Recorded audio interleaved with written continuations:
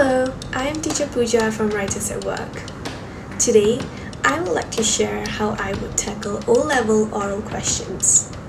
Hopefully, it can help you prepare for your upcoming oral exams. Let's talk about how to answer this 2020 O-level oral question. What jobs do you think will never be replaced by tech?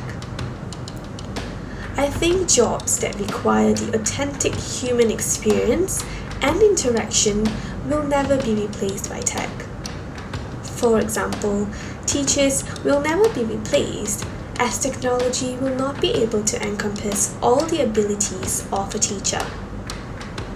Teachers are able to provide more targeted learning, however, technology by itself will not be able to do so.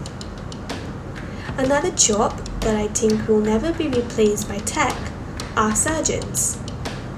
Although currently a lot of minor surgeries are done by technology, it would still have to be manned by a specialized doctor.